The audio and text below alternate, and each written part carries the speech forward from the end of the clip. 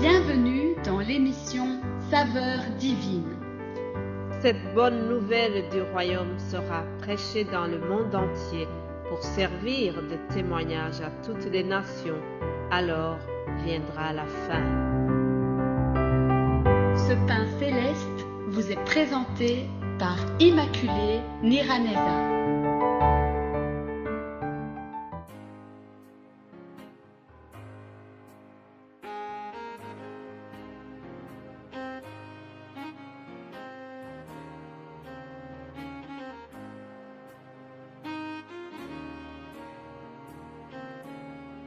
Shalom, shalom mes bien-aimés qui suivent l'émission Saveurs divines.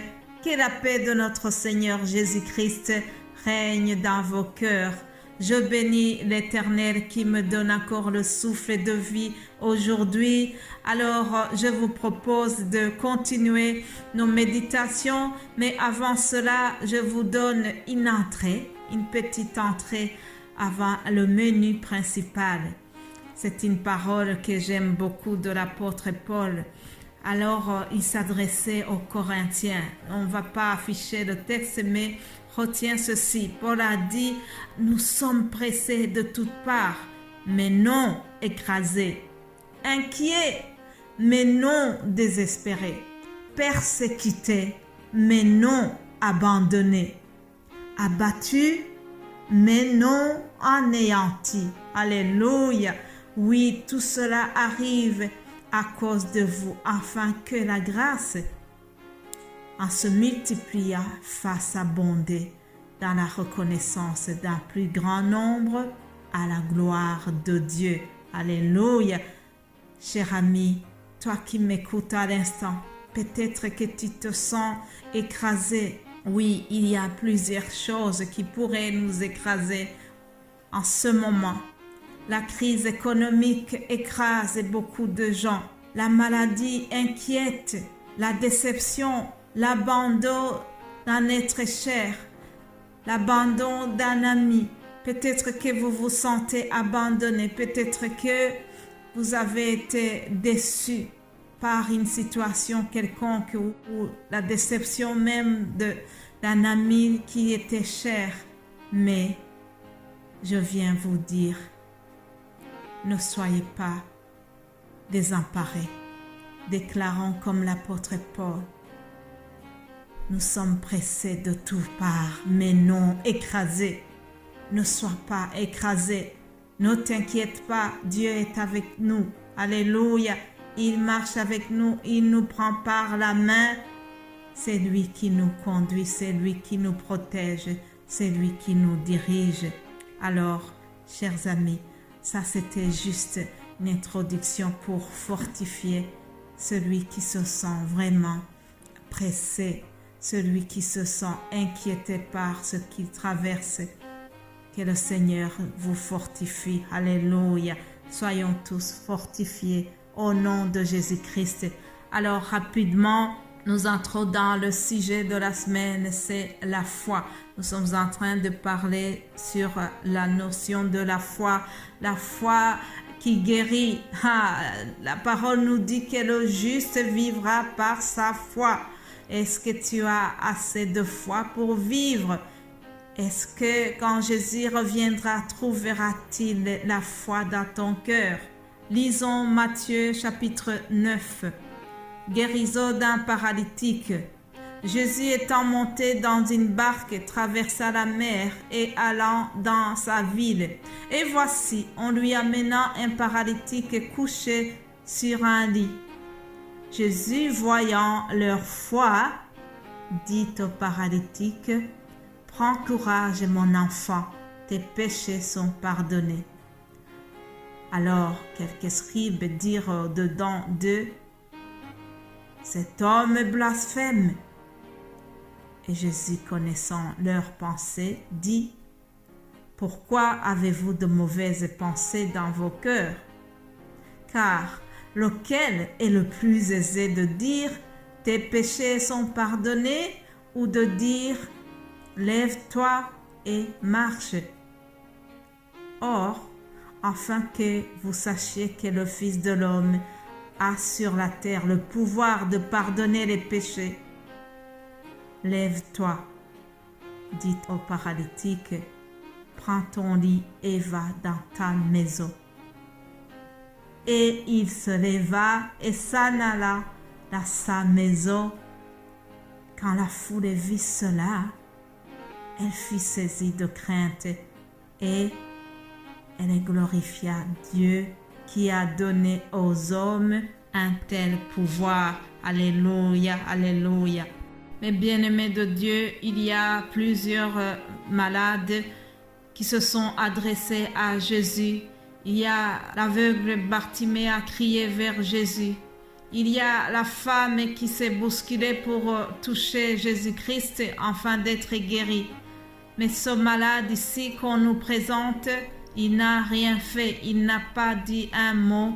Il est porté par des personnes de sa famille peut-être, ou bien ses amis l'ont porté sur un lit et l'ont présenté à Jésus. Et la parole nous dit, Jésus voyant leur foi, il dit au paralytique, prends courage mon enfant, tes péchés sont pardonnés. Étonnant, n'est-ce pas? On pourrait se dire, pourquoi est-ce que Jésus dit à cet enfant, tes péchés sont pardonnés? Est-ce que le pardon des péchés était le besoin prioritaire à ce moment? Il est paralysé, il ne sait même pas bouger, il ne dit un mot. Et Jésus, au lieu de commencer par son état physique, il a commencé par son âme. Il a commencé par le pardon de ses péchés. Dans la tradition juive de cette époque, la paralysie ou un handicap quelconque physique, on supposait que c'était une malédiction qui était liée à l'état de péché, quels que soient les péchés de la personne directement ou bien même les péchés de la famille lointaine. On supposait que si quelqu'un est devenu comme ça, certainement qu'il y a des péchés qui sont derrière son état physique. C'est pour cela que lorsque les disciples ont vu un jeune homme qui était né aveugle, ils ont demandé à Jésus, Seigneur, qui a péché? Est-ce lui ou ses parents? Voilà. Vous lirez cette histoire dans l'évangile selon Jean chapitre 9.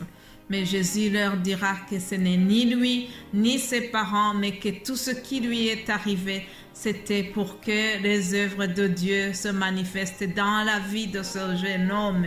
Alléluia. Mais je reviens sur notre texte. La parole nous en dit que Jésus a vu la foi de ces gens qui transportaient le paralytique et il a guéri cet homme en se basant sur la foi de ceux qui l'ont amené devant lui. Alors ma question aujourd'hui est celle-ci. Que fait Jésus voyant ta foi? Est-ce que lorsque Jésus voit ta foi, est-ce que ça le pousse à se faire quelque chose qui sera vraiment raconté comme on a raconté l'histoire de ce paralytique? Je prie que Jésus regarde ta foi et qu'il te fasse un miracle qui sera un grand témoignage dans l'avenir. Alléluia. Prends courage mon enfant, tes péchés sont pardonnés. Jésus-Christ est là pour nous encourager. Jésus-Christ pardonne les péchés même aujourd'hui. Lorsqu'il a dit cela, on a dit qu'il a blasphémé. Parce qu'ils étaient encore aveugles, ils n'avaient pas reconnu que Jésus qui est au milieu d'eux, c'est Dieu lui-même. Ils n'avaient pas remarqué que Jésus a l'autorité, a le pouvoir de pardonner les péchés. Je vous signale que le miracle ici fait partie de 7 miracles que Jésus a fait pour faire croire à tous ceux qui l'entourent, pour les prouver que Jésus est Dieu, c'est Dieu lui-même. Il est venu parmi les siens, mais ils ne l'ont pas reconnu. Mais à tous ceux qui l'ont reconnu, il a donné le pouvoir de devenir enfant de Dieu. Alléluia. Si tu m'écoutes, et que tu n'es pas encore devenue la fille ou le fils de Dieu, je te souhaite vraiment de le devenir. Que Jésus te regarde aujourd'hui et qu'il te dise, voilà, tu es mon fils bien-aimé, je t'aime. Tu es ma fille bien-aimée, je t'aime. Tu fais partie du peuple de Dieu. Aspirons à cela. Cherchons à devenir des enfants de Dieu. Mais bien-aimés de Dieu, sur base de la foi de ces gens qui avaient amené le paralytique, Jésus l'a guéri. L'évangile selon Jean se termine par ces paroles qui disent que Jésus a fait encore beaucoup d'autres choses.